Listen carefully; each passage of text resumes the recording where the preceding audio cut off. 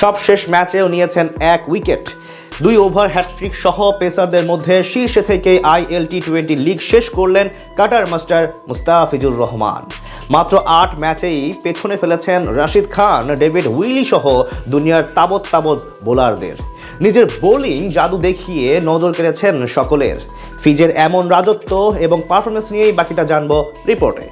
বল হাতে একজন ক্রিকেটার তার দলের জন্য কতটুকু ভালো করতে পারেন, ঠিক সেই পুরোটাই যেন করলেন মুস্তাফিজুর রহমান। দুবাই ক্যাপিটালসের জার্সি গায়ে আইএল টি-20 লিগে অসাধারণ এক মৌসুম পার করেছেন টাইগার পেসার। টুর্নামেন্টে সবগুলো ম্যাচে উইকেট পেয়েছেন তিনি, এমনকি সেখানে 2 ম্যাচে ওভার হ্যাটট্রিকও করেছেন এই পেসার। সব মিলিয়ে দুর্দান্ত পারফরমেন্স করে পেছনে ফেলেছেন দুনিয়ার সব সেরা পেস বোলারদের, এমনকি তার ধারে কাছেও নেই কোনো ক্রিকেটার। বিশ্ব ক্রিকেটে যেখানে আগ্রাসী স্পিড আর বাউন্সার দিয়ে বোলাররা দাপট দেখায়, সেখানে মুস্তাফিজের হাতিয়ার একেবারেই আলাদা। দুর্দান্ত বুদ্ধিমত্তার সঙ্গে কাটার, স্লোয়ার, ইয়র্কার আর নিখুঁত নিয়ন্ত্রণ। তার ডেলিভারিগুলো যেন ব্যাটসম্যানদের জন্য এক একটা ধাঁধার মতো।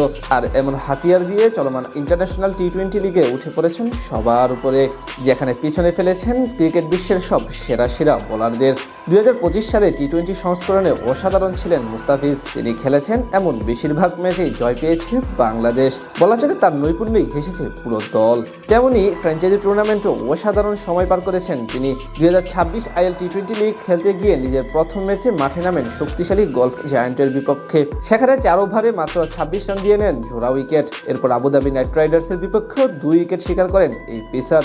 মাঝে 2 ম্যাচে একটি করে নিলেও নিজের পঞ্চম ম্যাচে এমআই এমিরেটসের বিপক্ষে নেন 3 উইকেট, যেখানে করেন ওভার হ্যাটট্রিক। এরপর শারজাহ ওয়ারিয়র্সের বিপক্ষে 2 ওভারে জোড়া উইকেট নেওয়ার পর গলফ জায়ান্টের বিপক্ষে ফিরতি ম্যাচে করেন ওভার হ্যাটট্রিক।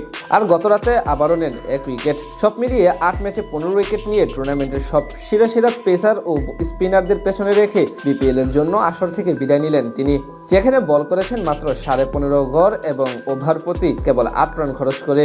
মৌসুমে তার চেয়ে কেবল 2 উইকেট বেশি নিয়েছেন 1 ম্যাচে বেশি খেলা ওয়াকার সালাম খেল। এই তালিকায় মুস্তাফিজের চেয়ে পিছিয়ে আছেন রাশিদ খান, রাজনতুল্লাহ ওমরজাই, ফজল হক ফারুকি কিংবা ডেভিড উইলিদের মতো বোলাররা। আসলে তার চেয়েও 1 ম্যাচ বেশি খেলে মাত্র 7 উইকেট নিয়েছেন ইংলিশ বোলার সেম কারেন।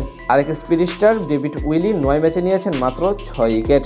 এদিকে প্রথমবার আইএল টি-20 লিগ খেলতে গিয়ে তাসকিন আহমেদও ছিলেন বেশ উজ্জ্বল। 6 ম্যাচে শারজাহ ওয়ারিয়র্সের জার্সি গায়ে তিনি শিকার করেছেন 9 উইকেট। অথচ তার চেয়েও 2 ম্যাচ বেশি খেলেও তার সমান হতে পারেননি আফগানি স্পিনার মোহাম্মদ নাবি।